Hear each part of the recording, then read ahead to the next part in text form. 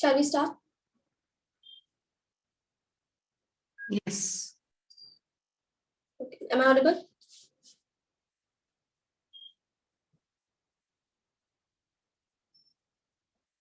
Yes, sir. Okay. So, if you want to change the world, pick up your pen and write. Martin Luther. Assalamu alaikum and a very good afternoon to everyone. With great joy and immense exultation, I feel privileged to extend my warm welcome to all present here. I, Maliha Fatima Zakir, would be a host for today's Experts Review Meet organized by Aura Readers Club Gujarat. Aura is a women's e-magazine that represents the voice of women. Aura is an experiment which has now been successfully working on women issues. It is visioned to be a community working for women and by women, with its readers and contributors coming from across the country. The magazine attempts to engage with women's voices and debates while centering social, political, economical, and personal experience of women from different countries, drawing upon the framework of gender justice and social justice. And it has become a regular aspect of part of Aura magazine to organize the immense symposium of experts review that help it to improve and pay heed to the amendments required. So, without further ado, let's begin the program with the enlightening verses. I would like to invite Sister Ayman Beg for the recitation of Quran, followed by its translation.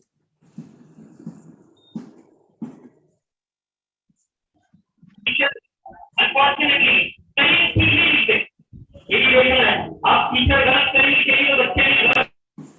Assalamu alaikum wa rahmatullahi wa barakatuh. أعوذ بالله من الشيطان الرجيم بسم الله الرحمن الرحيم ووصينا الإنسان بولديه حملته أمه وهنا على وهن وفصاله في عامين أن اشكر لي ولوالديك وإلي المصير وإن جاهدك على أن تشرك بما ليس لك به علم فلا تطعهما وصاحبهما في الدنيا معروفا واتبع سبيل من أناب إلي ثم إلي مرجعكم فأنبئكم بما كنتم تعملون صدق الله العظيم. Surah Luqman, verse 14 and 15. Translation. In the name of Allah, the most gracious, the most merciful. When we have commanded people to honor their parents, their mothers bore them through hardships upon hardships, and their weaning takes 2 years. So be grateful to me and your parents. To me is the final return. But if they pressure you to associate me with what you have no knowledge of, do not obey them. Still, keep their company in this world courteously and follow the way of those who turn to me in devotion. Then to me you will all return, and then I'll inform you of what you have used to do. Sadaqallahu al-Azim. Thank you so much, Sister Ayman, for the beautiful verses. Aura holds a different standard among contemporary magazines. It's a corner for women to get inspired, and including myself, who have been an avid reader of Aura, could say that Aura is not just a magazine, but an essence spread for a noble cause. Today, among us, we have great experts who will be sharing their experiences with Aura. So to welcome them, I would like to invite Sister Mohsina Sachura, convener of Aura Readers Club Review Week program. Sister Mohsina, over to you.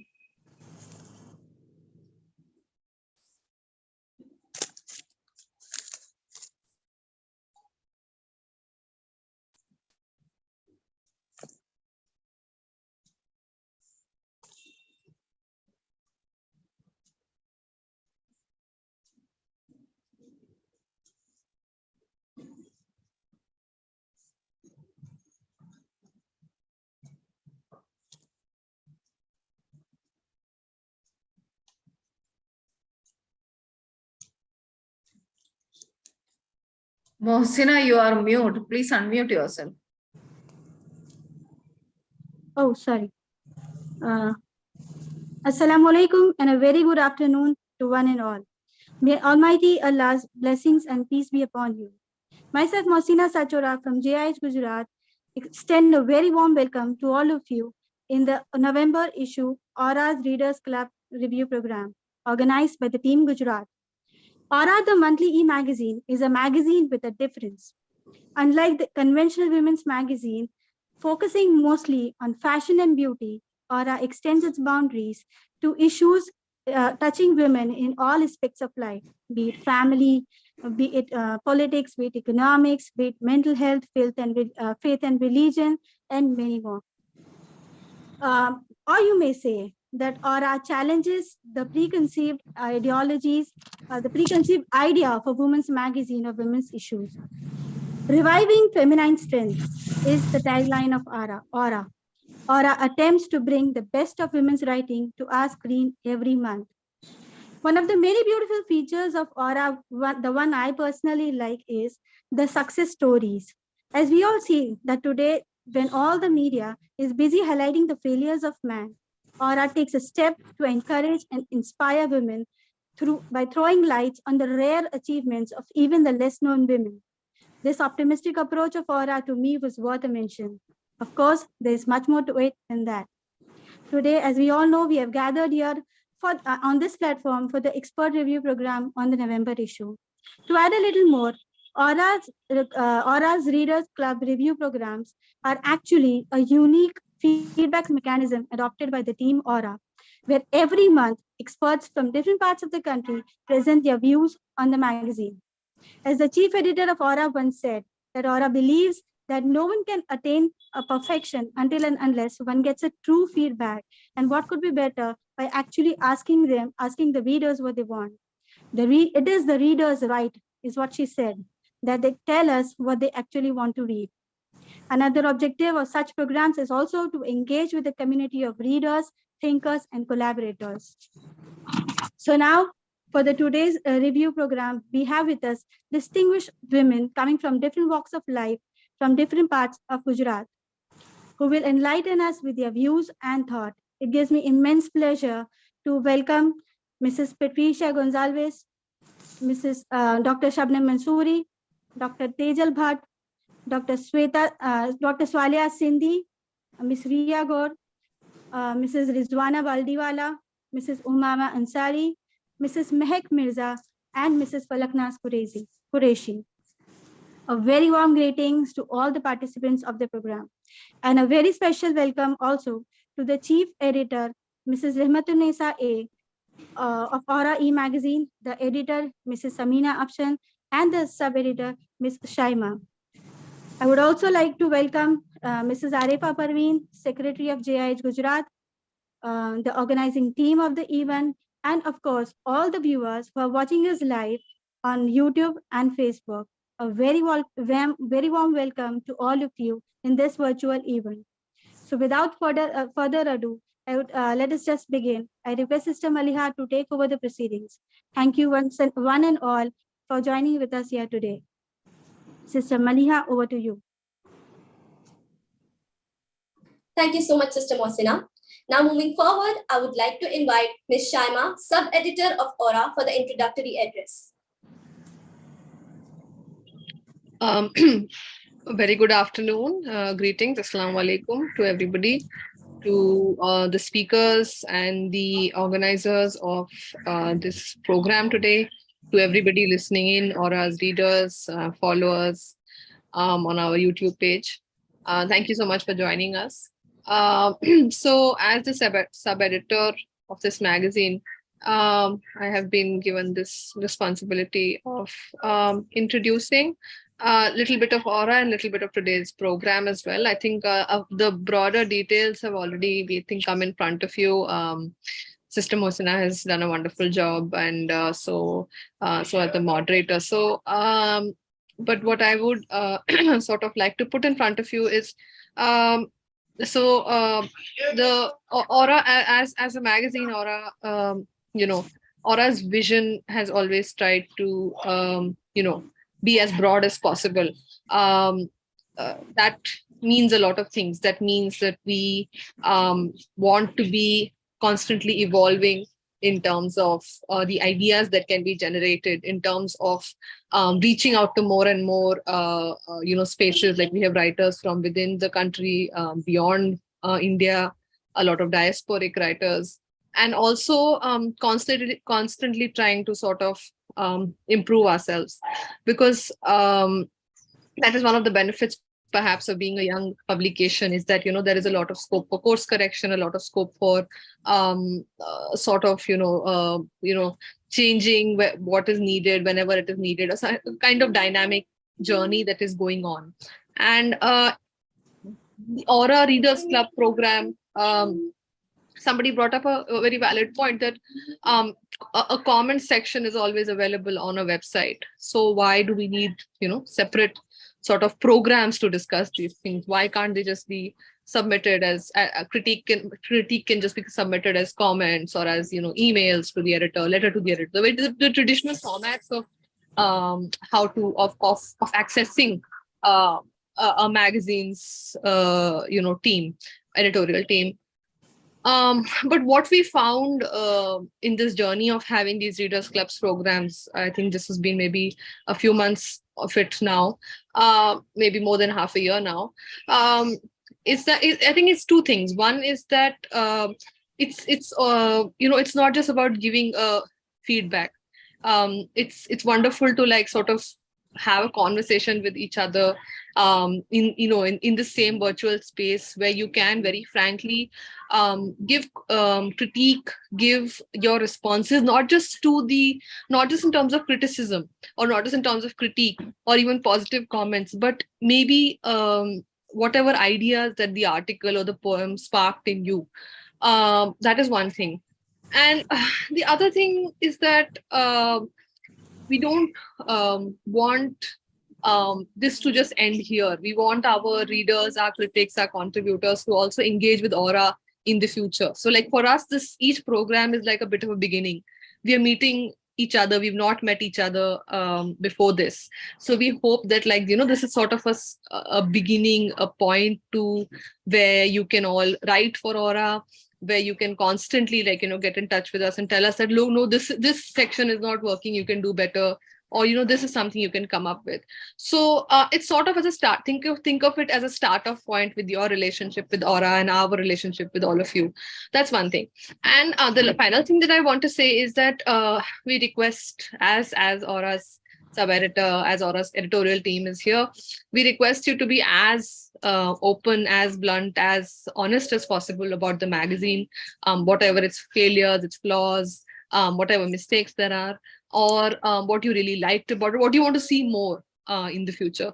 So thank you so much for joining us, and I hope that it's a wonderful afternoon ahead. Thank you so much, Sister Shana. And yes, Aura is a different magazine from other magazines, so the process of feedback should be different. And yes, we hope that we get the proper feedback that is required. Malala Yousafzai once said, "Let us remember, one book, one pen, one child, and one teacher can change the world." So, November, being the month of Children's Day, Aura released its November issue with child rights as its cover story. Along with empowering women, Aura also focused on the development of a child and talked about their health issues, nutrition, and how does nurturing a child affects their psychological development. And apart from this, Aura also elaborated the concepts about adoption, education, politics, and much more. So now, let us continue our program and hear up our first review by Dr. Patricia Gonsalves, who will be reviewing India and Women, the Rising Concern for Safety by Ayman Nisar. Dr. Patricia Gonsalves is an advocate, LLM in business law and MBA in finance. She has been working as an advocate since 2019 at district courts, session courts, family courts, and much more. Ma'am, we are pleasure to have you. Thank you, Maliha. You said doctor. I'm not a doctor. I'm Patricia Gonsalves, advocate. Thanks for the introduction. It's a pleasure to be here on the review of the articles. And yes, I like the tagline of Aura, that is reviving feminine strength, right? Yes, it's now who is going to revive? We are women itself have to strengthen ourselves, strengthen each other, encourage each other, right? And I will be doing the article on India and women, the rising concern for safety. So here, I'm a little not okay with the title as such. The author is Ayman Nasser Mahajan. The article is well written, but to begin with the title, it says India and women. So the rising concern for safety. So what I feel is India and women, then it becomes two separate entities, right? So it could have been Indian women or women in India facing a security concerns or rising concern for safety. So that would have been a better title instead of making it as two entity, India and women, right? So it could be women's safety in India, a rising concern. Even that it could have been, because women in general, that is Indian women who are facing this crisis. And also the author has brought in very well, that is a VPS index. It was created by a Peace Research Institute of Oslo in association with support from the Norwegian Ministry of Foreign Affairs. So they surveyed 170 countries, out of which India is ranking 148th. And more shocking is that it is below the rank, below Iran and Haiti and also Nigeria. So sometimes we see the current situation happening in Iran, we feel that we are more safe. But this data says that we are below Iran.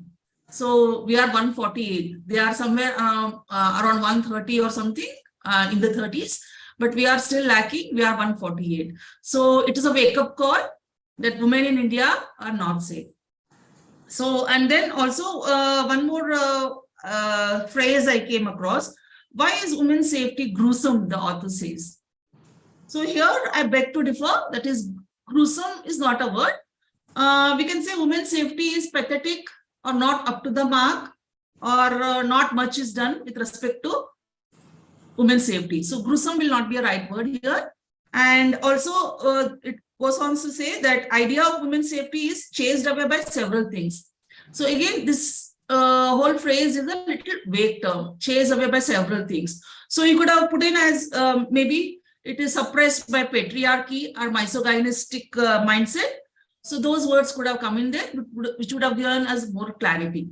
But still, the author has done a good job. I think there is a word limit or something. Article is very small. So I suggest that instead of having multiple articles in one issue, we can have a little elaborated article and limit the number of articles, I think, because the reader will also be encouraged and get more idea as to there is a problem, but what about the solution? So with the problem, we should also highlight on the solution, I feel. And yes, in the article, it is said that India being multi-religious and multicultural, but still, and also majority of the religion consider, especially Hindu culture, it has many women as goddesses. But we see here that women are not respected, though they revere them as goddesses and gods, but still women is lacking somewhere. Why is this? Why is this happening? And this is not only particular religion, it is throughout all religion. Women are not equal, right, with men. So what I feel is, like, where is the problem, or how to go about this so that women also feel safe? And this article highlights, more importantly, like it is external, like unknown people. When you're out, somebody is targeting you just as a commodity, right? The article is highlighting that. But here again, it's not always when you're in an unknown place that you are threatened. Most of the atrocities on women happen when they are with their family members or when they are with their known people. So how should women empower herself now? I feel, again, to make men realize that women is not lower them, but equal, right? So I think, again, women, since they bring up their children, you can bring up your male child and the girl child in a same way, or whatever you inculcate in your daughters, try and inculcate those habits or those social norms or moral obligations even in our sons. Like we have to tell them, girls are not lower than you. They are equal. You have to respect them. You have to shoulder the responsibility, right? You should not look whenever our children or something, if they're commenting bad on a girl in school or something, then we have to correct them and tell them this is not the way. You have to treat girls as yourself, right? As equal as possible. Then only the society will change.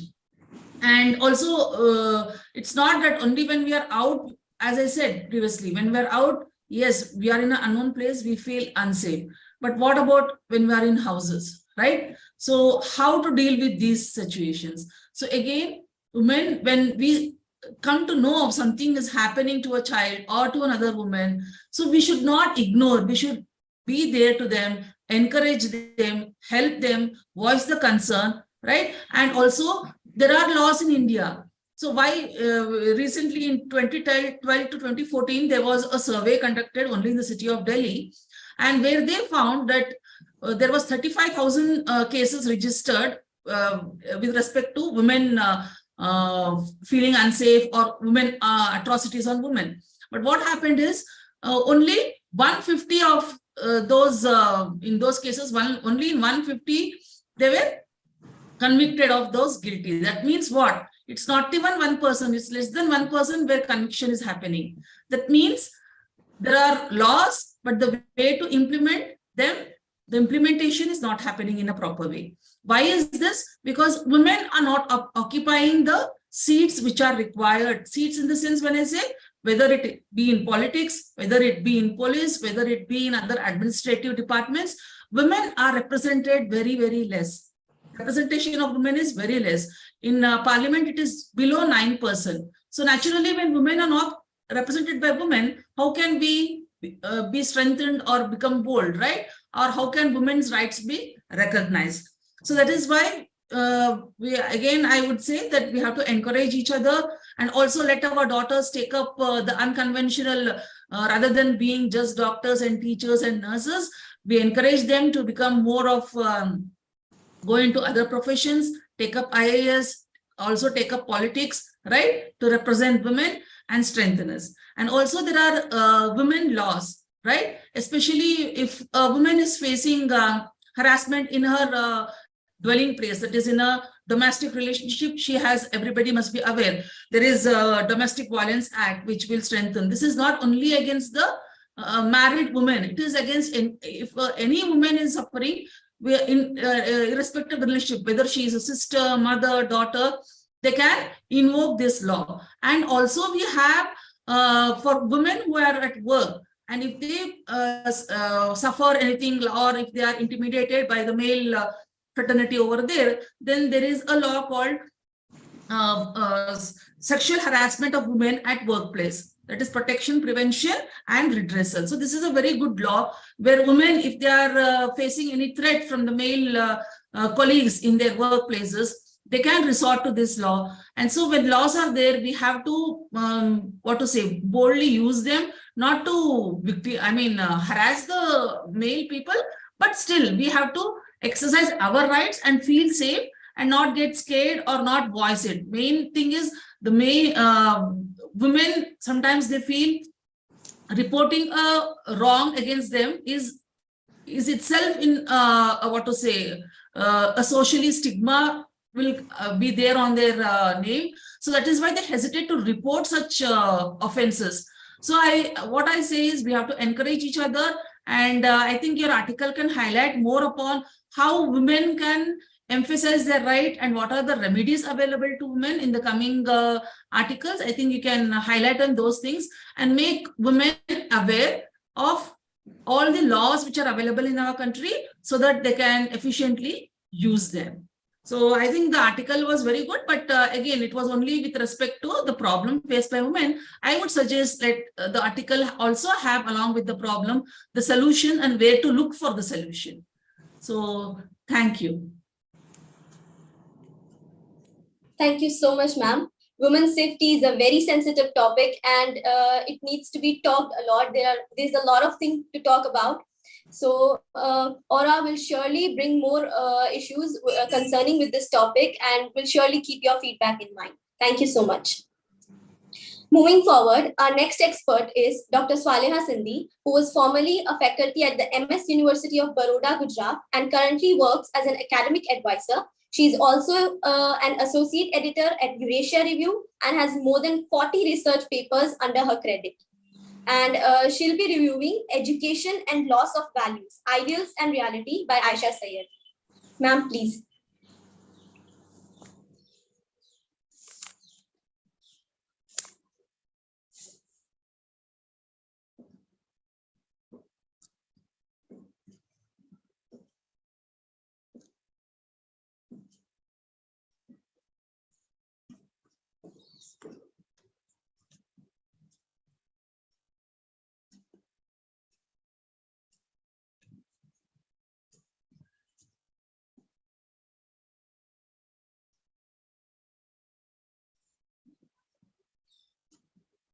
Dr. Swaleha hasn't joined.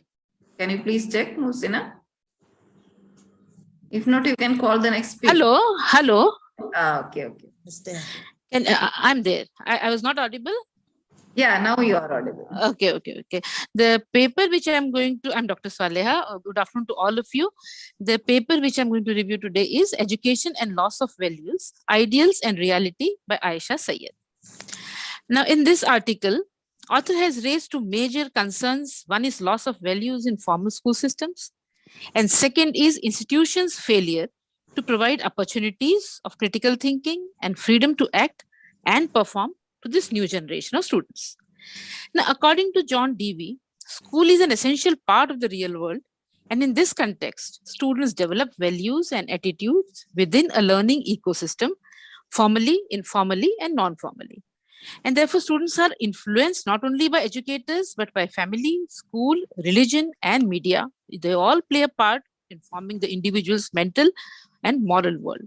So unless these social institutions constitute a synergy, it's not easy to teach ethical principles to students. So what the author was pinpointing was that it's school's major responsibility for the loss of values. But here I differ, that it's not only school's responsibility, but the whole society. School is a part of the society. The whole society is responsible for instilling values in our children. Now, the concept of hidden curriculum is also relevant here. The unspoken or implicit values, behaviors, and norms that exist in the educational settings are communicated without awareness or intent. And so, if we see UNESCO's role, UNESCO undertakes a global assessment as a part of Sustainable Development Goals, and the level of implementation of global citizenship education in national education policies, training plans and programs, teacher training programs, and student assessment. So, all the assessment also at policy level is happening now. So if we examine the basic philosophical assumption that have shaped the modern learning and educational systems and how the split between facts and values occurred, we see that the modern education is very easily integrating and adjusting to the new technological development. But when it comes to values, it ignored to integrate values in it. If we see increasing gap between ways of thinking and behavior of our ideal society and the actual world, which is an indicator and ignition for the number of social problems. Therefore, it is important that the values of real world and ideal world should be overlapped. Now, changes in development in any society result in new needs, events, and problems of time. And this is the era of artificial intelligence. We are living in an artificial reality and cleverly managing the social institutions without actually feeling the real aspects of real life. Now, the virtual today has become real, and the very real has become undesirable. So this is the age of filters and photoshops, where life and the simulated reality of life appear to be one and the same. Now, sentiments and emotions in close blood relations, kinship or friendship, all are simulated. The actual care has been replaced by fake care, fake wishing, and so on. So not to mention religion. Even people are even pretending to be religious without any religiosity. So even faith is fake now. So thus everything seems to be simulated, even the language that we use. Therefore, the question arises, have we consciously started living in the age of virtual reality? Are we living a fake life? We need to find these answers to such questions, as public morality is reliant on the personal morality, and vision vision of any education worthy of the name will seek to merge these elements. So I feel that we need to look into the present virtual world where our children are literally swayed away, and slowly this generation is eroding the value systems which the previous generation tried to instill in them. So I never think that I have never seen, even as an education administrator, where I am in the school also or conversing with students and conversing with this generation, I always feel that there is something missing, and some different face appears in front of you. They have different faces to speak to when they are with parents, when they're with friends, when they are with us. So these are certain things which we need to take care of, and I think we need to find answers to such questions. And in the end, I would say, in a culture on the turn, it is already changing so fast, it is urgent that we maintain this momentum. And schools have to be very conscious about doing so. And some of the questions that remain unanswered in this article, which I feel that she would have tried to put into these aspects also, which I have discussed. And this is how she could have filled this existing vacuum of moral values in society by giving her side of points where she feels that this is how the vacuum can be filled. Overall, the whole paper is speaking about say schools' responsibility and how schools have failed as a system to instill values, and how she feels that now alternate systems should come in instead of only depending on the school education. But I again feel that a lot of responsibility lies on this in the society and on different institutions. As I said before, that school is also a subsystem of the society. So everybody will have to come into, pool in and give values to our children, which is missing. And this is something which we have to do in this present generation that is fast changing its values, fast becoming lot of artificial, as I said, photoshops and everything that they see in the social media, that becomes reality, and the reality is somewhere lost, I suppose. So this is what I had to say about this paper, and I wish all the good luck to this venture which you have taken, and thank you so much. Thank you so much, ma'am. Education right now, it's a very important topic, and it's like we have to instill good values rather than just bookish knowledge. So it's yes, our cooperation could make this happen. Thank you so much. Today, nutrition among women and children has become a very important topic to discuss. So for the next review, I would call upon Dr. Tejal Bhatt, who is an MBBS and MD pathologist at the HCL Healthcare Surat. Ma'am, please. Hello everyone, I am Dr. Tejal Bhatt. Am I audible to all? Yes, ma'am. Okay, thanks. Thanks a lot, Aura Readers Club. I have gone through the entire magazine superficially with all topics, and I am very impressed that all the topics are very good, very covering all the recent issues. And I am seeing very young girls here who are leading. So I'm very happy that you people are doing very good job, and I'm really impressed, and I would like to help you and join you in every way for this Aura's Readers Club. Today is 19th November. It's International Men's Day. So I am wishing all of you, because behind every successful man, there is a woman, either maybe in a form of a mother, a wife, a daughter, a colleague, or a good employee. So you all are contributing to our healthy nation. I'm reviewing today the article by Alia Rice, that's nutrition for women and children.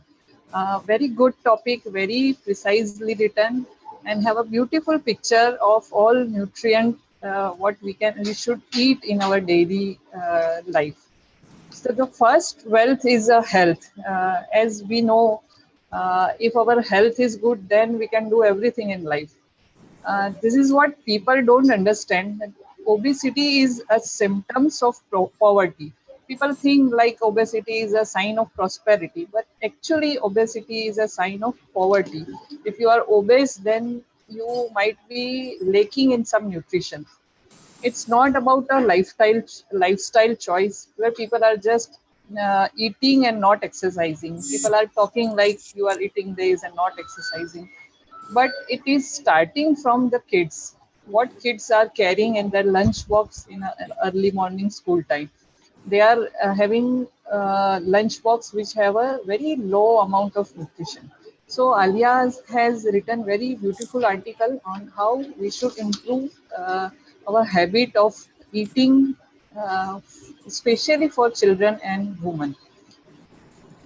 Uh, what is labeled as a good or nutrient food? The food that have a all basic requirement like protein, carbohydrate, fat, vitamins, minerals, fiber, and water. So whenever we are, especially women, are eating something, we should think about the nutrient value first. That is there a good nutrient inside the food or not? All this balanced diet, if we eat, then it will give a good energy to work, good mood. I personally feel that home cooked food are always motivating me, and it emphasizes my mood in a daily work and office time. So it will also reduce stress level and our day-to-day issues like infertility, any health issue. So good food will reduce all this disease in our lifestyle disease in today's world. Uh, Author has specially given emphasis on women nutrition. Why women should think for their nutrition first? Because women in entire life, they have a different phase of life. Like in pregnancy, they need a special type of nutrient. In childhood, child girl, they need a special type of nutrient. So entire life, they need a very specialized nutrition. In today's world, like what you people or what I am doing, is that we are balancing home and office, and we have a very less time to cook food or to eat healthy food. So we should think for our nutrient value first, because we are the pillar of our family. So we should think for ourselves first about our nutrition, our kids nutrition, our all family members nutrition. uh, for women, especially iron and folic acid is required very much, because in menstruation we are losing our blood, and our hemoglobin will fall down. So iron and folic acid is very much required in our entire life. Other nutrient is calcium and vitamin D. As I'm pathologist, I report daily many health packages. So I know that everyone are deficient in vitamin D and vitamin B12. So why we are not having enough this vitamin in our day-to-day lifestyle? Because we have changed. We are following Western lifestyle. We are not. We are eating more packed food. We are not cooking at home. We are eating frozen food. We cook in the morning and we eat in a late night. Our timing of food eating has also been changed. So it all uh, will reflected in our blood report of especially vitamin D and B12. The sunlight, we are not getting enough sunlight. That will also decrease our vitamin D level. Uh, for women and in pregnancy, folic acid is very much required. Why? Because if a woman is deficient in folic acid, then the child, a newborn, will get a spina bifida defect or any neural tube defect. Means they will have a congenital deficiency, congenital defect whenever the child will be born. So mother during pregnancy need to have balanced food, uh, adequate amount of iron and folic acid. Second, author has precisely written about the childhood nutrition. Why child need to be have a good balanced diet? Because the age, the this age of child is, they require building of immunity. Their lymph node are developing, their tonsils are developing, so they are in a developing phase. So they need immunity to fight against various disease. Nutrition ensure proper development of brain and vital organ. In this age, their brain are developing, their organs are developing. So at that time, they need a specialized nutrition. Like I tell every young girl that you should have enough milk, enough calcium, because till age of 40, if you have a balanced and equal amount of calcium, then it will help for you in your later on life, like menopause or late age. So for storage of calcium, you need to have proper diet in your young age also. It improves child's activity levels and cognitive function. The child have to learn lots of things in school, tuitions. They have to maths. They have to solve the maths solutions. So for that cognitive function, you need to have a balanced nutrition. Uh, Balanced nutrition also require proper salads and foods, and that have a fruits. The fruits which is easily available in market, which are not transferred from some other countries. Regional local foods are always preferable for best nutrition. Nowadays, children who are not getting enough nutrition, they are either stunting, they have a thin body, or they are overweight. So more than 100 million people are have a stunting. They are not having enough height. More than 50 million children are having underweight, and more than 38 million are obese. So obesity will also have lots of problem in their young age, and then later on they have a heart disease and many other complications, knee joint problems, or infertility. They all are basically lifestyle disorders. So I'm very happy that Alia has written topic especially for women and children, because in India I have seen that women are always they never think for their own nutrition. Whenever we see our mother, they will eat the leftover food, and they will fruits hoga the fruit, they will offer fruits to children rather than having fruit for own self. So I'm very happy that Alia has written choose this topic. This is a current situation. We need to focus nutrition for kids and nutrition for women. So today, you all might be a mother or a young girl or sister. So let us start to eat balanced diet from today onwards. We should have a fruit daily.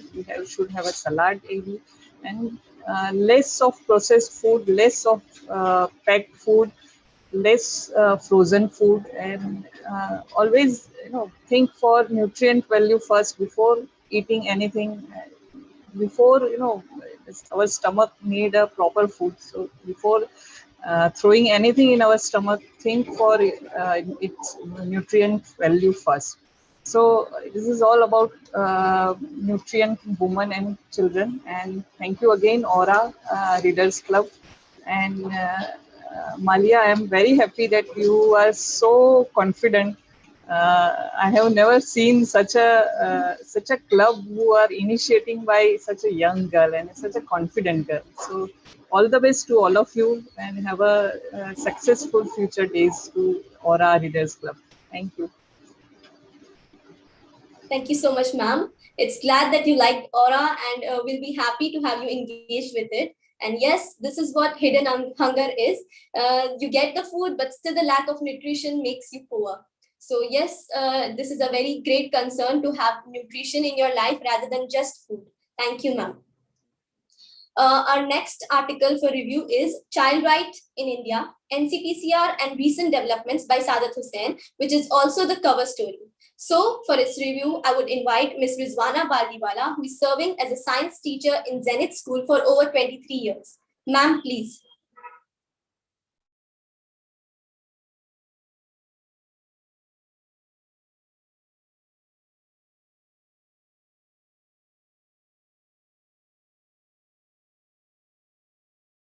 Am I audible?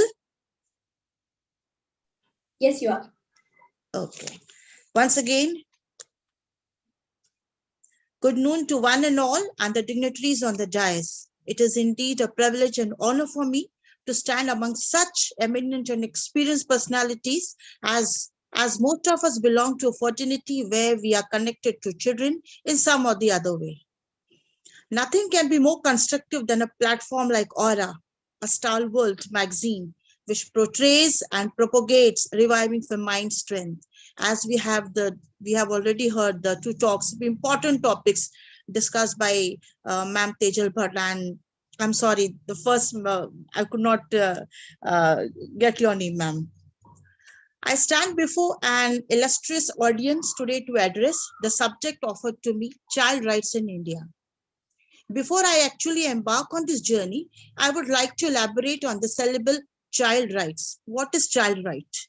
What are children's rights? They are a subset of human rights with a particular attention to the rights of special protection and care offered to minors, such as right to survival, right to protection, right to participation, and right to development, and so on. Now I come on my mother topic. I was in awe when I read the article Child Rights in India in Aura, very aptly penned by respected Mr. Saadat Hussain. The writer begins with the silent topics covered by NCPCR. That is already given in the first part of the article.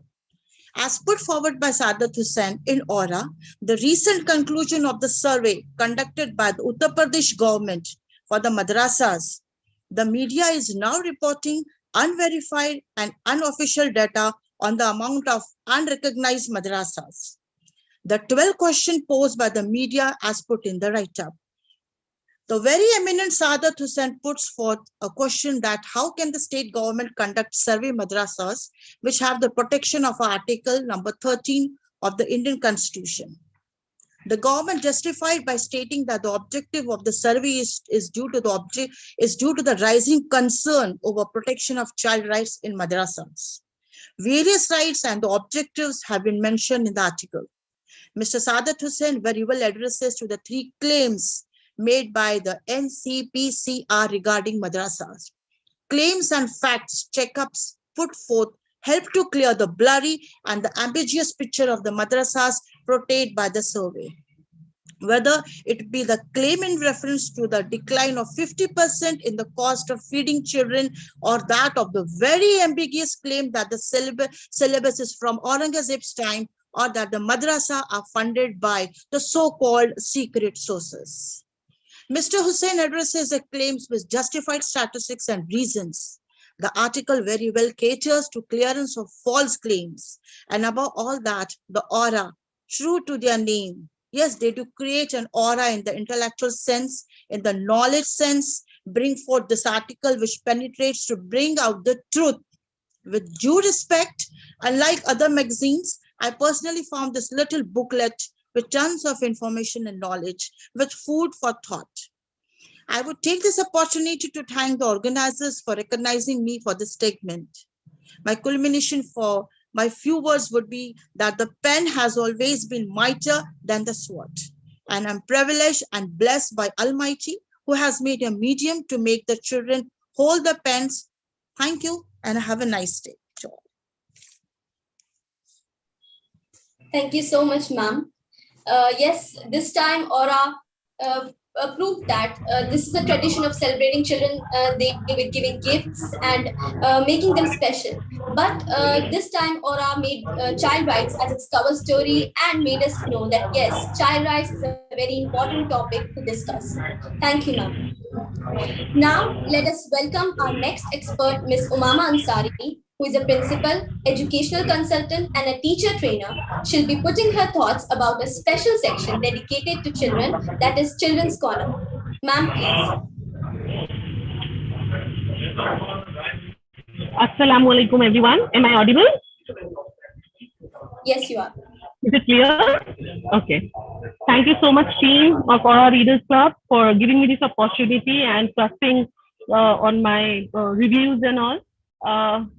I'm here to review the Children's Corner of the magazine, and I can say it's going to be like, you know, breeze of fresh air and rejuvenating reading the Children's Corner after such heavy and serious topics that is being discussed till now.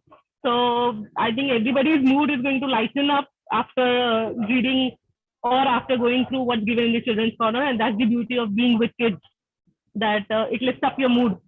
So that's there. Now, the first article that's there is Halal Joke by Sufia Tazim. Here the joke is very much apt. There's no issue with the whole thing. Halal joke is a very unique concept that has come across, and we really need to, divert our humor from being very sadist to something that is very, very healthy. So it's a good attempt. The only thing that I feel here is that here an atheist is being addressed or is being, equalized with the devil at the end. So somewhere, where we are living in a secular nation, it gives a message that all the non-believers or can be equivalent to atheists. So somewhere here we need to change a little bit of language. When an atheist at the end is being mocked as devil who is paying for the food. So I think this point should be taken care of, because a slightest message given to the children actually builds up to their concept of viewing people with other traits and beliefs. So that's a point for the first article that I have gone through. English is a crazy language. Yes, it was very, I had smiled throughout reading this, and children of all age are going to enjoy this. Something that I feel is a little bit of pictures needs to be added, because that's what children of all age group, if we see till 5 to 15, they need to have some pictorial representation of everything, and that's what attracts them towards the literature also to an extent. Everybody is not that reader, so something that catches their attention, if it is added, it will really have a more impact on it. So that is something about English as a crazy language. Good question deserves a great answer. Yes, I totally agree. Like, the column really deals with very simple but very basic questions that children have in their mind related to their beliefs or iman when we are building up. So that was really interesting.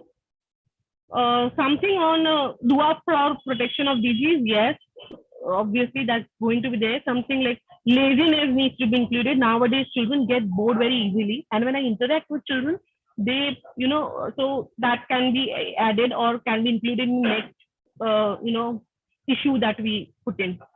Interesting fact. Yes, it deals with almost language sciences. Nothing is being included about mathematics. I think we need to cater children with different subject interests. So if we can add something that deals with mathematical tricks, that would bring in the variety of readers into it. Another thing that I think we should be doing is punctuations needs to be taken care of. Capitalization and punctuation needs to be taken care of here, especially in interesting fact. Capitalization is done in an unnecessary way, and children basically pick up from what they read. So thoda sa us cheez pe if we can see that capitalization and punctuation can be done. Another is best caretaker. I really like the language and the simplicity of the language that is being given. And again, if we could add a little bit of pictures in it, it would really add in great value to it. Flash fixing here, the topic, it's by Umur Rais, and it starts with 3D damage. Now, any content that you give to the children, which has got moral value in it. Now, in our times, we used to see there's a story, and then at the end, there is a moral of the story. But each story has got different perspective. If you, give a piece of content to a class, and if you ask them what did they learn from that, they will have 10 different versions of what they learned. And that is how we can encourage their own interpretation of something. So I think here, if we could just give the content and let the reader have their own interpretation, that would help us create more thinkers in our children, rather than giving, say, वो एक बच्चों का भी attitude भी is there कि the moment we say देखो ऐसा होना चाहिए, the moment you start preaching they start shutting their ears. That's what I have seen in children. I have observed that they don't want preaching. Let them think. So that can be done. Articles overall were very good. Something about the structure, I said, if we could add a little bit of riddles pattern, it needs to be a little more communicative in nature, because with adults, they get that motivation if they just get a piece of information which is new. But for children, if you give a platform wherein they can showcase their own, things, they get more attracted towards it. So along with this, if you could have a little corner wherein you could give them some, thoughts for a fact or a question for the month, or a riddle or a small puzzle, or some puzzle which, talks about pattern completion. So something that to rock their brain with, that will really attract readers, children whom we are targeting this. So something that involves their creativity. So a little piece wherein their creativity is being encouraged, and a platform is created wherein they can mail or message you what they have, like a simple what do you think about this, or give an ending to a story. So little that kind of a thing. Poetry section is a little missing here, I feel. If we could add a little poetry section which will encourage children to appreciate poetry. So if you could add a poetry section in here, that would really give them a good exposure to the language as well as the content which we target in the poetry section. So that is what I feel can be done. Overall, wonderful effort by the whole team. I'm really honored to present. It's something that it's a feedback that I can be giving. And that's it. Thank you so much for calling me and giving this opportunity to me. Jazakallah khair. Thank you so much, ma'am, for your feedback. We'll surely keep it in mind while bringing other for further issues. And yes, we can see that Aura not just talks about heavy topics, but also is a mixture of sweet and spicy with a fun corner for children. Thank you, ma'am. Now our next expert is Dr. Shabnam Mansoori, who is practicing as a pediatrician for 20 years, including intensive care in pediatric at Surat and Ahmedabad, and at present practicing at Relief Hospital, Baroda. She is also a member of Baroda Adolescent Health Academy as an adolescent counselor. Ma'am, please.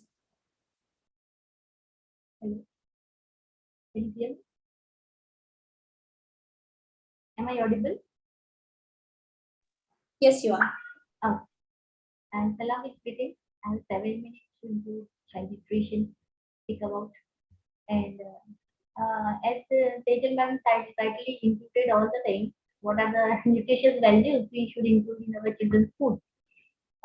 Today I will discuss what are the false habits running in society about offering food in children, and it is considered it's okay, like starting from birth of a newborn baby. So first of all, from starting birth of the baby, nowadays I see each and every second baby comes with, mom comes with that formula milk.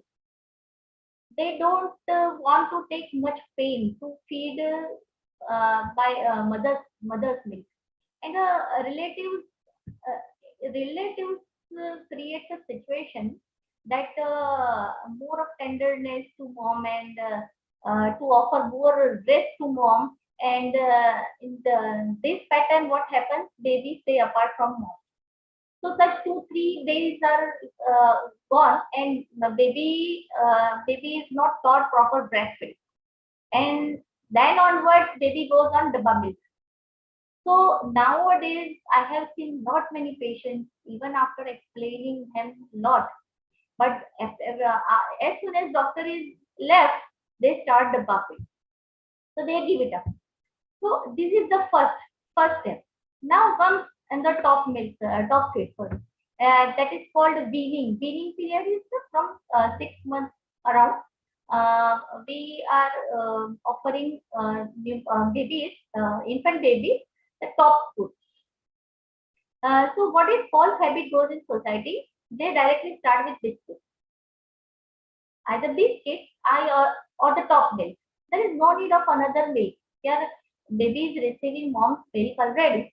It is no need to add any second type of milk and not at all. Cow milk never gives. Cow milk is never given to baby. It will definitely create problems after 1 month, 2 months, 3 months, 4 months. As soon as baby comes with the complications, but by the smell, I can identify this baby was fed with cow milk. So it's a very complicating feeding formula. So never start cow milk. Now come to the weaning food. So whenever weaning is started, people, moms are generally used to offer them biscuits with milk and all. So what is going in that stomach? Just as a member kaha ki the woman should be fed proper nutritious food. But the habits of the mom is food habits of mom is not well trained. So definitely she is not going to offer a good food habit to children, right? So she should be knowing what is good for me and my child. So what is the weaning? I should I discuss what should offer in weaning food? Some soup and some rab like and khajur. Then honey should be offered after 1 year. 1 year. For sweetening the things, only 4 things should be used. Either khajur, I mean date, or you can use gur, jaggery, or you can use misri in a powder form, or you can use honey after 1 year of age of the child. So sugar, as the sugar should be kicked out from our kitchen. Sugar is the basic thing you should not consume. We should all. What is good for us, it is good for our children. So this is second thing. Now, parents are not much aware about the regular visit to the doctors up to 1, 2, 3 years. They just come at the time when child is really facing very genuine and big problems. And until then, they don't understand how much important it is to visit to the doctors in the regular periodically follow. So what comes here is when sometimes when this is child comes in cardiac failure with a severe anemia. And last week I just got a child with 1.2 hemoglobin the day of Diwali. I got the baby directly in cardiac failure. So such a scenario shouldn't be happened. If you are visiting the doctor regularly for your child, definitely doctor will notice what's going wrong. Your parent is just observing if my child is not able to play, he is sitting alone one side and is not playing. There must be some reason why my child is not playing well. There are now the habitual constipation is another thing, and parents don't take it seriously. Habitual constipation is a big problem in children, and another thing is because of false food habits, like Tejas safety packet food is offered by parents. कि school का tiffin बनाया तो कुछ pain नहीं लेना, जो भी pack food है available that they offer, like bread दे दिया, कुछ पैकेट मतलब वेफर्स वगैरह कुछ दे दिया, कुछ dry, but it should not be happen. Child should, what you offer the child makes it nutrition. What you offer the child is like you want to listen. We want to give a proper nutrition. Few things are enough for children. Some protein, some fruit, and some salad, and some carbohydrate in the form of some rice or root. It's not necessary कि बच्चा rice खाए ही या नहीं खाए. कभी कभी parents ये complain करते हैं कि मेरा बच्चा रोटी नहीं खाता. इट्स ओके, रोटी नहीं खाता कोई बात नहीं. Actually, rice are better than wheat. What we say in South Indian people, you will notice the ulcerative colitis and diseases are very less in South Indian people. Why? Because they eat rice more and less wheat. Wheat is heat and rice is ice in our language. So rice are more important and more better nutrition. So if your child is taking few almonds or few pista, they like bland taste. Little children, they like bland taste, like butter, they like cheese, they like nuts, and they like this almonds.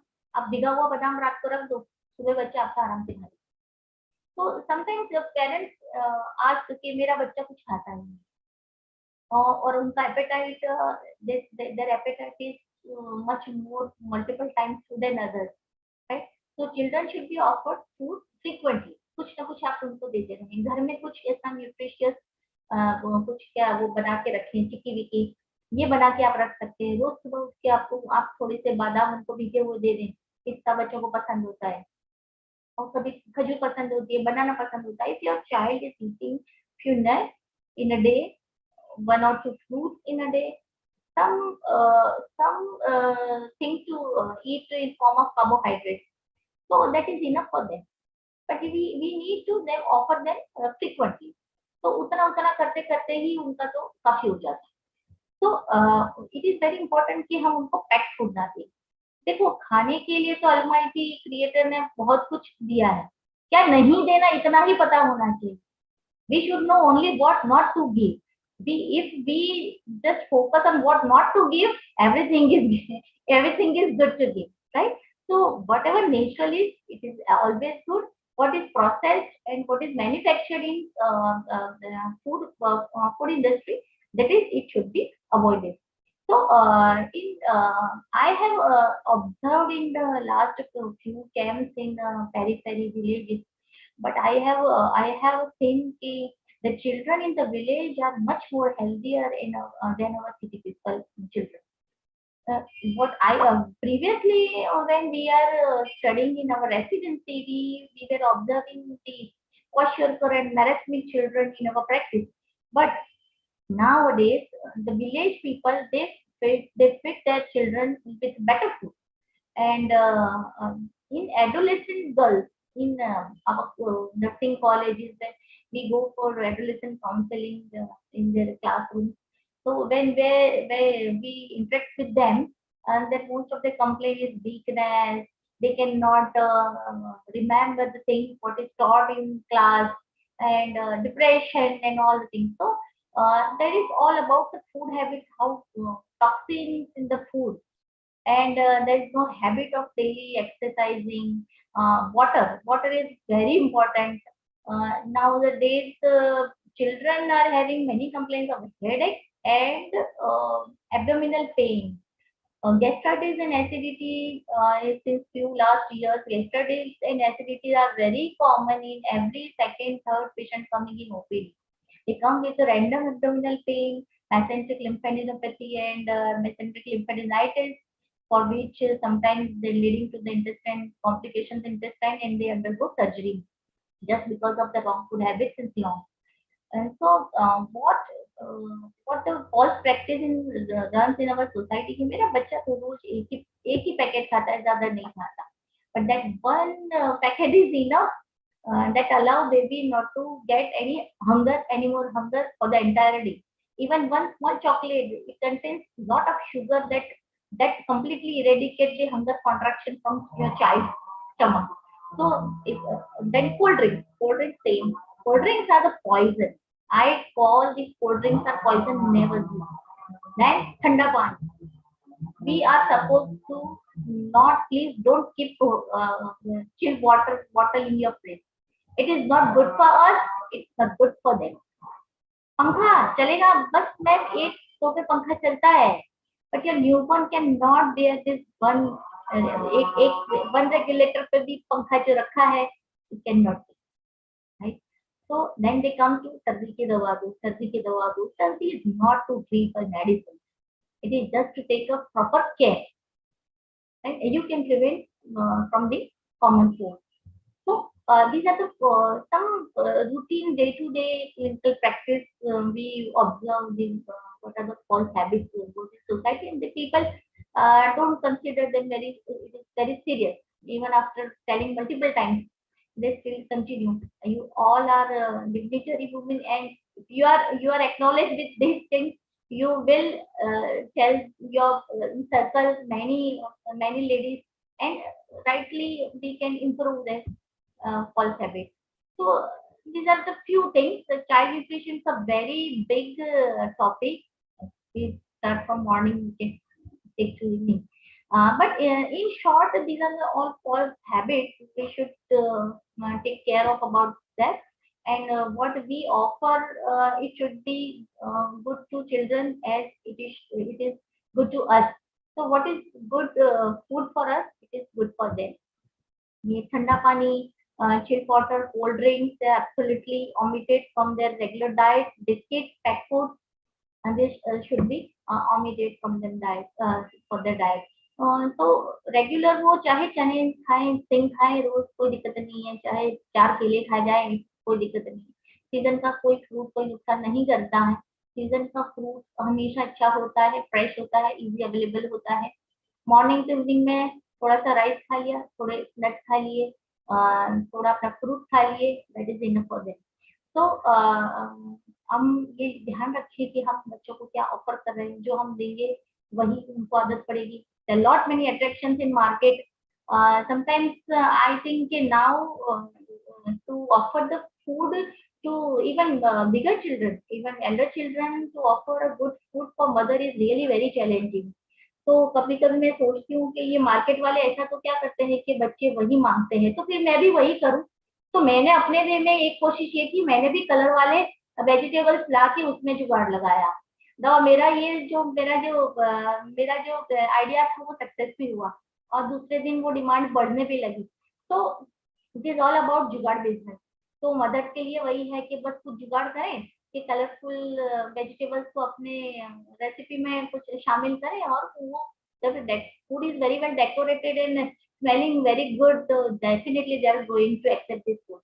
So offering the food right from the newborn baby up to adolescent age, it is now really become very much challenging, and our thought is right explaining parents कि आप ये ना दो, ये ना दो, ये ना दो। It's all about the comfort, and थोड़ा सा मेहनत तो करना पड़ेगा if you want to maintain a good nutrition children। overweight भी नहीं होना चाहिए, underweight भी नहीं होना चाहिए। यहाँ तक कि बच्चे की कॉम्प्लिकेशन की घड़ी आ जाए तब तक पेरेंट्स को समझ ना आए, ये जब देखने मिलता है तब बहुत बुरा लगता है। इवन कभी कभी उनकी जो बर्थ डिफेक्ट होती है वो पेरेंट्स को नहीं समझ में आती है। तो regular visit to your doctor for the children, it should be practised. so this is a little about child nutrition, जो मैंने प्रैक्टिस में मैंने देखा, मैंने आपसे डिस्कस किया, and I'm very impressed with Maliha, Saima. Your little girls are presenting very well. Congratulations to you, and I congratulate to Aura Readers Club, all managing leading members. Very much, many congratulations, and happy to share my views here. To have your presence. Now, I would request Ms. Ria Gaur to put her thoughts about the article "Making India Safer for Women" by Hamida Fatima. Ms. Ria Gaur is an electronics and communication engineer and is now working as a public relation officer at Genius Educational Institute. Yeah, good afternoon, everybody. I hope I'm audible. Am I? Yes, you are. Yeah, so good afternoon. And first of all, I would like to let everybody know that this was my first time reading the Aura magazine. And when I went through the article, I realized that most of them were written by the women. This actually fascinated me in the very first place. I'm going to review an article written by Hamida Fatima. The title of the article is "Making India Safer for Women." Right? It starts with a quote, which I think is the best way to start. And it says, "The best of you are those who are best to their women folk." As this article is on the safety of women, the quote fits just perfectly here, I think. The only people who are kind and compassionate towards the women of the house or community can be the best people for the rest of the society.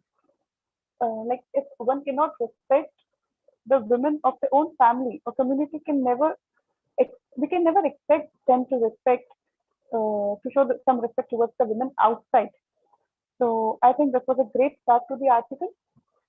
The article is relatively short, but I think it includes all the important aspects. In the first two paragraphs, the author writes how India is growing and achieving massive advancements in technology. But still, there is a lack of safety for women. The reasons are also discussed briefly, which includes alcoholism, shortage of restrooms, lack of cooperation at work, etc. Next, she has discussed few measures that need to be taken in order to ensure women's safety. And the number one is changing the patriarchal mindset. The first and foremost thing that needs to be done, I think, is this. Because the patriarchal mindset is more concerned with masculine crimes like murder and robbery, I would say. It does not take harassment of women, molestation, or street sexual harassment so seriously. And not just men. The women in the society are also equally responsible for this, I would say. Women need to learn to say no when they are not really interested in something. We need to start a conversation. We can also do it by showing the like sharing the housework or problems or even the properties equally. The second point is regulating media. See, the print and electronic media are much more concerned about what will grow their TRP, and accordingly they bring up the issues. Rather, they should bring up relevant issues like these and make pressure on the institutions they are responsible for making the decisions. Also, the cinemas, as in entertainment industry, is equally responsible, and like they need to reduce what we can say, the objectification of women. That might help the nation to make it safer for women. The third one is rendering justice. See, this is the only part where I do not agree with the author a little bit. She writes that government must have strict and severe punishment for such harassment and violence against women. But I think government already has enough rules and laws and punishments, but we are not encouraged enough to go and like raise our voice against it. And even if we do, we are asked to take the step back, as it will affect our image or reputation, and also we'll have to go to like court again and again, and it will be the waste of time and all that. We are told stuff like that you will just waste time. It is not going to work in the end. So I think the government is doing its job completely well, but we also need to have some courage to go and raise our voice. Number 4 is creating awareness. The author, I think, creating awareness. Another very important measure, both male and female children must be treated equally. Like basic sexual guidance must be received by students at an appropriate age. Counseling sessions should also be done in schools and universities. That might help. Number 5 is gearing upon infrastructure. Street lights must be maintained, as dark spaces are preferred by the culprits to perform the scene, so that people could not notice stuff like this easily. Another thing we can do is cameras in remote areas must be installed. And number 5 is restricting the usage of alcohol. See, there was a time when only men used to consume alcohol and lose their senses. But today, women also do the same, like some women, and are equally responsible if something naturally happens to them. So she writes about reducing or restricting the usage of alcohol will drastically decrease the number of crimes in our country. And last but not the least, promoting religious and moral ethical values. Author says that marriage should be encouraged as early as feasible. Strong marital bonds would act as a deterrent. I personally do not agree to author on this because I think one should not get married when he or she is. I think one should marry only when he or she thinks that they are enough mature for the relationship.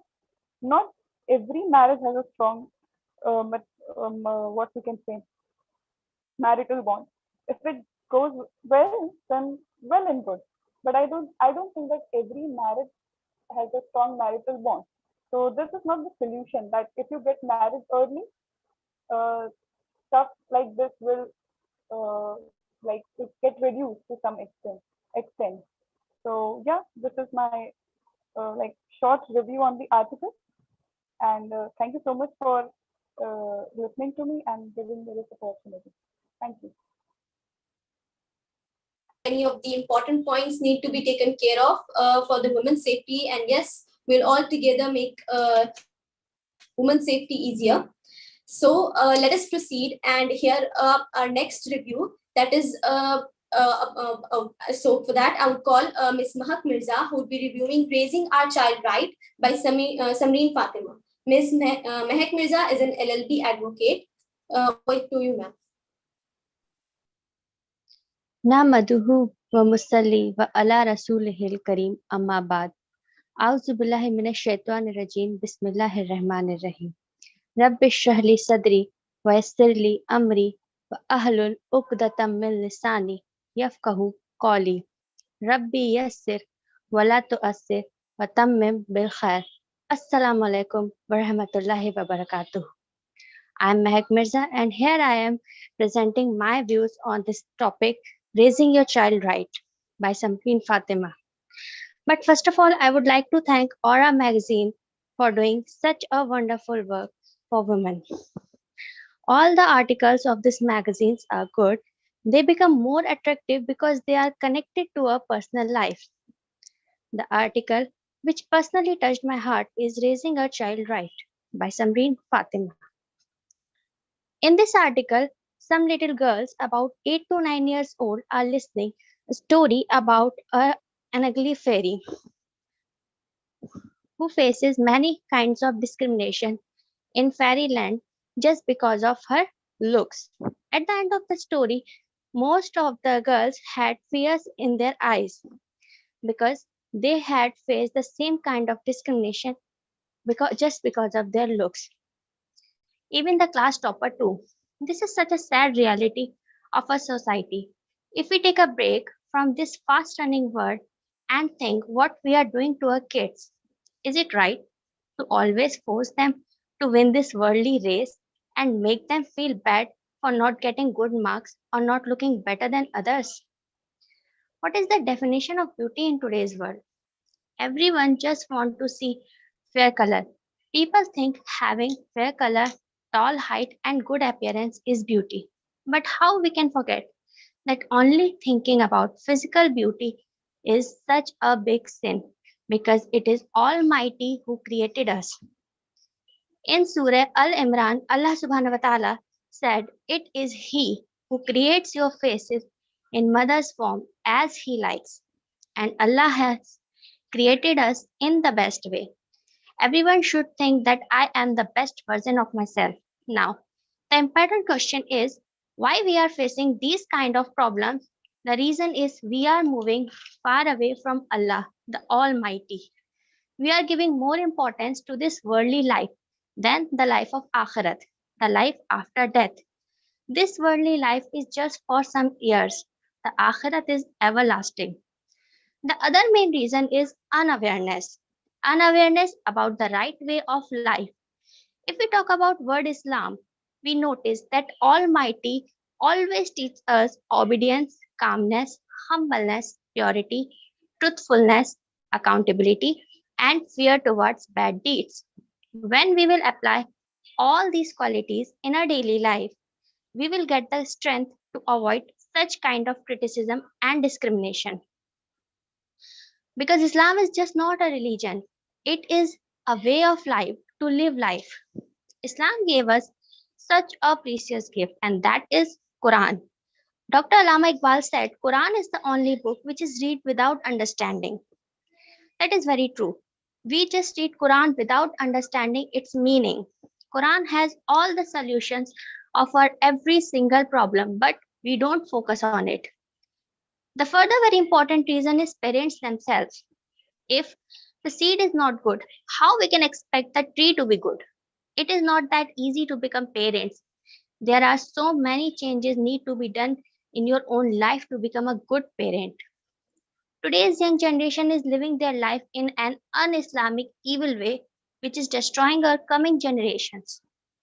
Parents want their kids to be perfect in every field, but the question is what they are doing in their own life.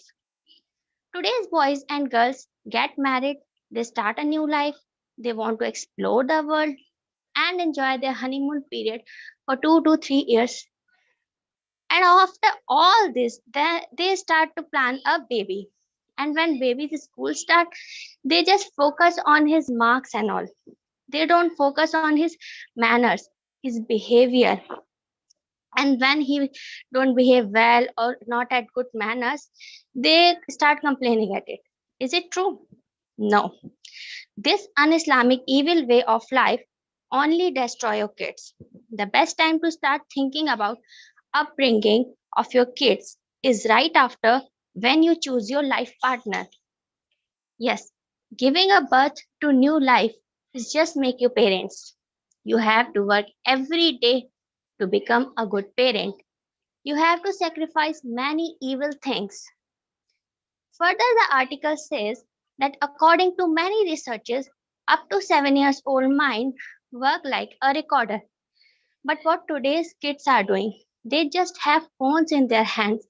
If kids start crying, they make noise, or they start questioning parents, what they do, they just give them phone or TV. And of course, they are watching cartoons. But what content they are watching, what they are learning from that cartoon, it is our duty to keep eye on that. Rather than we should go for open conversation with our kids. It is very important in upbringing of kids. All the parents should give replies to every question of their kids in very gentle way. Parents should talk to their kids like they are so intelligent, smart, and unique. We should not talk to them as they are little kids. By saying this, I'm not making castles in the air. I have learned all these things from my parents, from my own life. Well, in that case, we should learn from Jewish peoples. Today's world is leading by Jews. When there is an expecting mother in Jews, they don't expect a little boy or girl is coming. They expect there's a great leader is coming. And then they put efforts to make that boy or girl to become a great leader. As an expecting mother, there are many doubts and fears in my mind about upbringing of my would-be child. And Aura magazine has done such a wonderful work with this article. And as a reader, I would like to get more information on this subject's other aspects so that today's mother and fathers get help in upbringing of their kids. It is very important to make a family's ideal because families together make society. If we want to change our society, we must do good changes in our families. It is the duty of parents, especially the mother, to change our society by changing our kids' upbringing well. आखिर दवाना अनिल्हम्दुलिल्लाहि रब्बिल आलमीन. अल्लाह कहने सुनने से ज्यादा हम सबको अमल की तौफीक अता फरमाए. अस्सलाम वालेकुम व रहमतुल्लाहि व बरकातुहू. Thank you all of you. Thank you so much, ma'am. Yes, it is very important to instill good values and morals into our kids rather than just sending them to schools and leaving it to the world. So thank you so much. Now, I would like to invite Ms. Qureshi Falaknaz, who would be reviewing Kindness in Islam by Hiba Shakir. Ms. Falaknaz has done Masters in Science and is a Bachelor of Education. She is now working as a teacher. Ma'am, please. Thank you, Maliha, but I think it's Azan time. So can we pause for 1 or 2 minutes?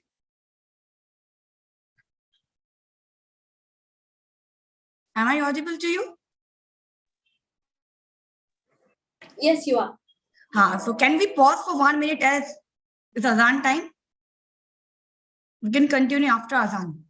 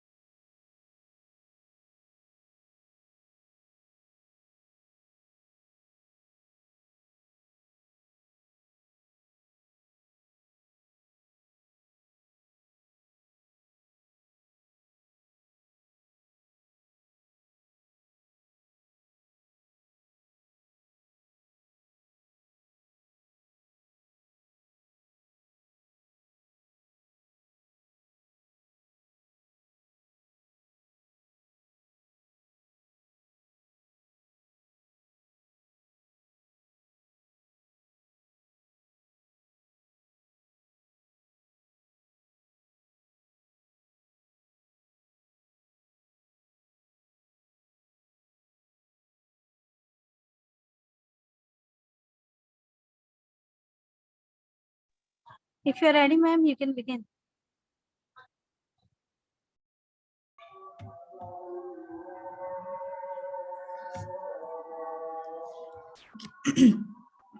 ربي اشرح لي صدري ويسر لي أمري واحلل عقدة من لساني يفقهوا قولي.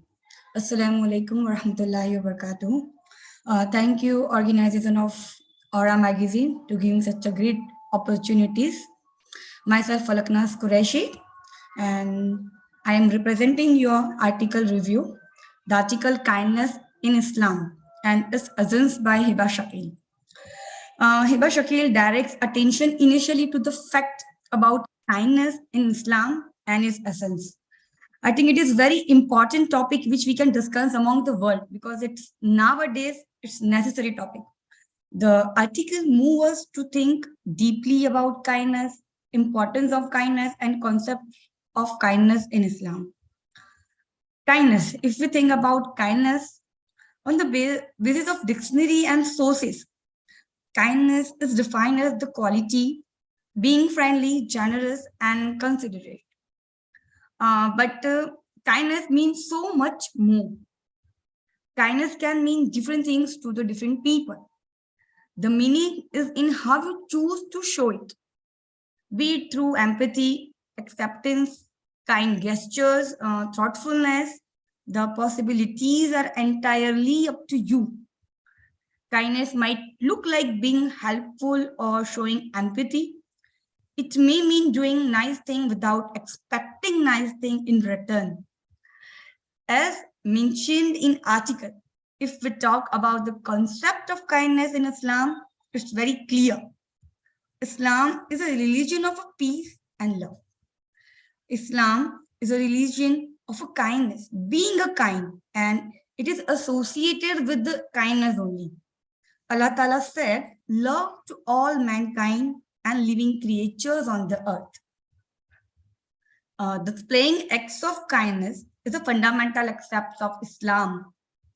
Islam encourages kindness and compassion towards everyone, no matter one's religion, status, or a color. Allah Ta'ala loves those who are the most merciful, most kind, and the most generous. Allah Ta'ala reserved the special reward for those who are kind and gentle even when we face abuse, being insulted or humiliated by others.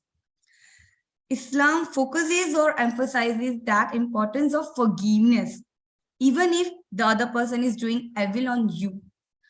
The prophets say that you do not do evil to those who do evil to you, but you deal with them with the forgiveness and kindness. He said that Allah is kind and he loves kindness in all matters. In return, we should show patience and forbearance and encourage ourselves to be kind. In Quran, it's mentioned that Wallahu ra'ufu bil ibadi. It means that Allah is full of kindness and devotees.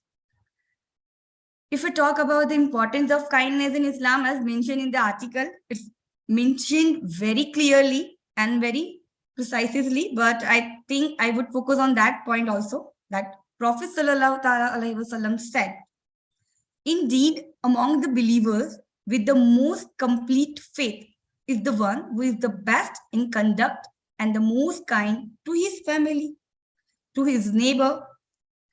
In a hadith narrated by the Muslim Prophet Muhammad, also say that kindness is a mark. Kindness is a mark of a faith, and whoever is not kind has no faith. The survival of humanity is dependent upon the humankind kindness, and such an act actually encourages us altruism and benevolence. Kindness facilitates human understanding and reduces the chance of friction and conflict. Islam enjoins kindness towards all living creatures. The quality is particularly emphasized in the Quran. Allah urged the Prophet ﷺ to stress kindness among the believers that in their daily actions. Part of a being kind person to always be polite.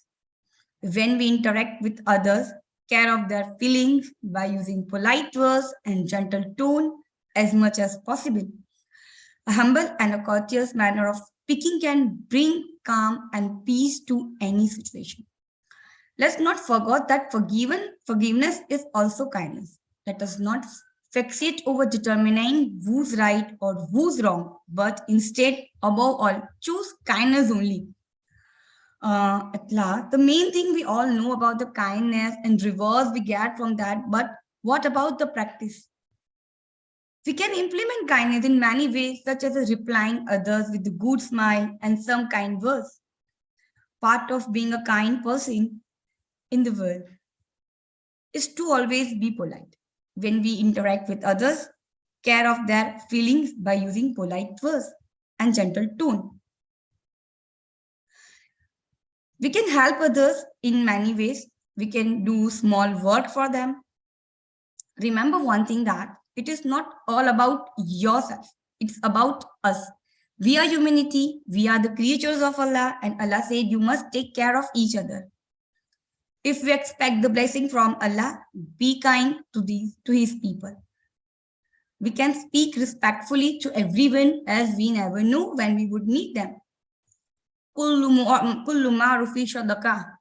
Even Allah Ta'ala said, every act of kindness is charity. At the last, I think I end up with saying, be kind without expecting anything in return. Do good. It is between you and your Allah. وَأَحْسِنُوا كَمَا أَحْسَنَ اللَّهُ إِلَيْكَ. Do good as Allah has done good to you. Even reflection of that entire article, I should implement this in our life, and I think I suggest all our readers that we should implement these in our life also. I know we are kind, and one but I think we need more things. Constantly reflect on our actions and intentions to learn how we can continue to evolve and be better, because these world need lots of this. We can ask some these questions like, did you commit any act of kindness today or recently? Did you knowing or unknowingly perform an act of kindness, hoping for it to be recognized by someone? How can you show kindness to someone who is being unkind to others? What was the last time I freely gave compliments to my loved ones? What unkind act or gestures have I committed recently? How could I be better? And answering these one in a week, we will be the kindest person, inshallah. May Allah subhanahu wa ta'ala maintain us all in His mercy and protection. Amen. I think overall the article is very good, and thank you, Aura, for giving me such a great chance. Thank you so much. Jazakallah khair. Thank you so much, ma'am. Yes, truly, kindness and compassion would bind us together, and it's time to spread the positive power. Thank you, ma'am. Now, it is time to invite the key personality behind the composition and working of Aura magazine, that is Ms. Rahmatun Nisa, Chief Editor of Aura magazine. Ms. Rahmatun Nisa ma'am has been working in the education field and tends to promote women empowerment. She is the member of Muslim Board, co-secretary of Women's Wing Jamaat Islami Hind, and the chairman of Women Education and Empowerment Trust. It is a great pleasure to have you, ma'am. Assalamu alaikum. May the Almighty's peace and blessings be upon all of you. Thank you so much for a wonderful afternoon. If you ask me to summarize the whole afternoon in one sentence, I would say that a very cold afternoon made warm by the warmth and of all of you, the warmth of ideas, suggestions. Really thankful to all of you for that. And especially I would like to appreciate the efforts of Musina Sachora and also our anchor Maliha. You have coordinated very well, worked hard to make this event happen. Thank you so much. And our wonderful speakers. I have no words to express my gratitude to all of you. Very good suggestions, you have given, and I was feeling like the pages are coming alive in front of us. The pages, again, they are coming in front of us alive. And especially very good suggestions. All of you have given very good suggestions, like, Dr. Patricia, to begin with, I personally believe in what she said. And I always advocate that whenever we present a problem, whether it is an article or through our speeches, we should always present the solutions also, or at least suggest the solutions that she pointed out, and really appreciate you for that. I hope our writers have noted it down, and all others, Dr. Saliha, Dr. Tejal Bhatt, Rizwana Baldiwala, and Umama Ansari regarding the Children's Corner. She has given very good, suggestions. And then we have Dr. Shabnam Mansoori. Her suggestions, people who have small children, they would have really benefited from what you really pointed out and stressed on. Nutrition, and Ria Gaur, and Mehak Mirza, and Qureshi Falak, all these great ladies with your expertise. The time given, we did injustice to you all by giving very less time to present your views and points, but we wanted all of you together. So anyway, later on we can have separate, based on your expertise, we can have separate interviews. We have our YouTube channel. We conduct interviews also and take the opinions of experts. So we can select topics. We can conduct interviews also for Aura in future, and we can upload in our YouTube channel. So the objective of the program, Musina Sachura has very clearly, quoting my own words, she has very clearly mentioned that it is to, listen, see, perfection is a journey. We can never be perfect, but it's a journey we need to try for excellence. So in our attempt to make our pages as best as possible, as useful as possible for our readers, because we value the rights of the readers, we always talk about RT, right to information, RTI, and whatever we get as information are sometimes, manipulated information or misinformation. So we try our level best to give what is really useful for our readers. And in this attempt, we want to listen to our readers, what they think about have seen in front of them, what they have already seen. So this is a journey, and in this journey, you won't believe what you have contributed, but definitely that impact will be there in the coming issues of Aura, definitely. And I would also like to appreciate and thank our writers who contributed for the Aura, who have been contributing, especially when we consider that they are doing it as a voluntary service. There is something really great about it, the beauty of it. And they all, take time and they do it as a voluntary service for humanity, and they are contributing. Regarding the progress, actually, the plans of Aura, we are also planning to bring out special issues in print form in future. Definitely, you will be very soon, you will be able to see the printed form of Aura in your hands. As special issues, not fully every monthly issue, but as a special issue. So I don't want to speak much. I don't want to lengthen my speech because we are already running late.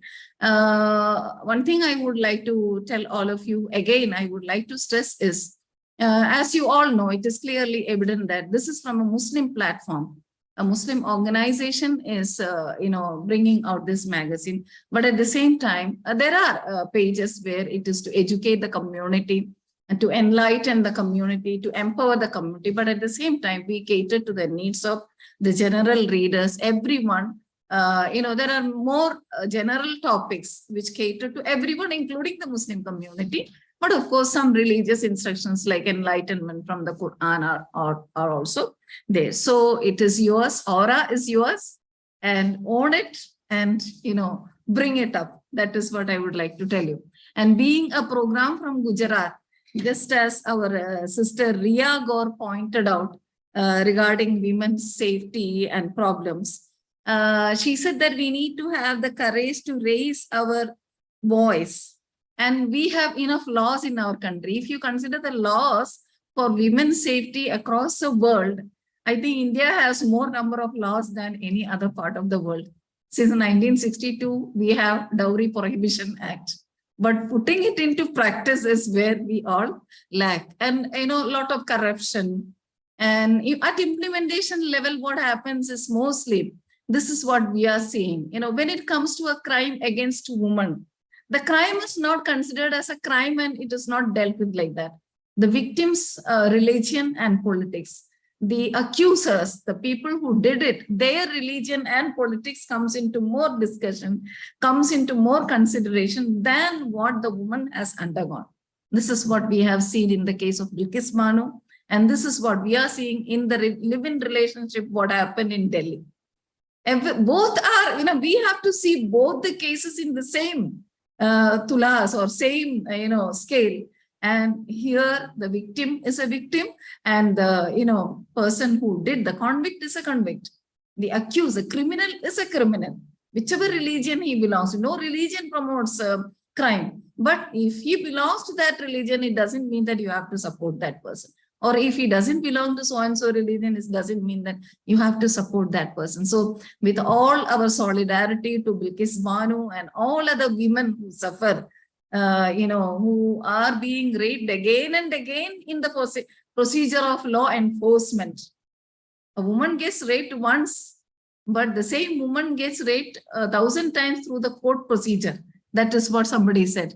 So with all our solidarity to all such suffering women, let's hope that through Aura, we will be able to bring change in the lives of people by educating them, by empowering them, and by highlighting the positives. This is something which we see lacking in our media. The media wants to highlight only negatives and sensational things, but we would like to highlight the positives also, the positive contributions. Let us be more constructive, whichever field we are in, whether we are teachers, whether we are, doing in the journalism field. And as somebody said, the pen is always mightier than the sword. Let us use the pen very carefully to bring change in our society. May the Almighty bless all of you. And once again, I express my heartfelt gratitude to all of you who have joined us. I have seen some of you, I think you are at our workplace, sitting at your workplace, you were joining us. So very busy people, but you all joined. Very, very thankful to all of you. Thank you very much. May the Almighty bless all of us. Thank you. Thank you so much, ma'am. Alas, we have now reached at the end of our program. Therefore, I would like to invite Dr. Sadika Kaparwala for the closing remarks. Assalamu alaikum. Without taking much of your time, I would like to, first of all, I would like to thank Almighty Allah for the success of the program. On behalf of Jamaat-e-Islami Hind Gujarat, I extend my gratitude to Honorable Chief Editor Rahmatunnisa ma'am for giving us, Team Gujarat, the opportunity to organize this kind of event. On behalf of Team Aura and organizing team, I extend a very hearty vote of thanks to the speakers for gracing the event with their valuable reviews and inputs. I would like to thank Dr. Shabna Mansoori, Dr. Swaleha Sindhi, Dr. Tejal Bhatt, Patricia, Rizwana Baldiwala, Riya Gaur, Qureshi Falaknaz, Umama Ansari, and Mehak Mirza. They put forward their very special privileged views and constructive inputs. They gave us their invaluable time and expensive and experience, which matters for us a lot. Thanks to the organizing team, thanks to the technical team. I also extend my sincere gratitude to our viewers, without whom event would not have been a success. I cannot thank everyone enough for their involvement and their willingness to take on the completion of tasks beyond their comfort zone. Last but not the least, I would like to thank Arifa Baji, Secretary, Women's Wing, Jamaat-e-Islami Hind, for her guidance and support in organizing this program. And I wish that all of us again get together on this sort of programs and do something constructive for women empowerment in the society. Thank you very much. Thank you all.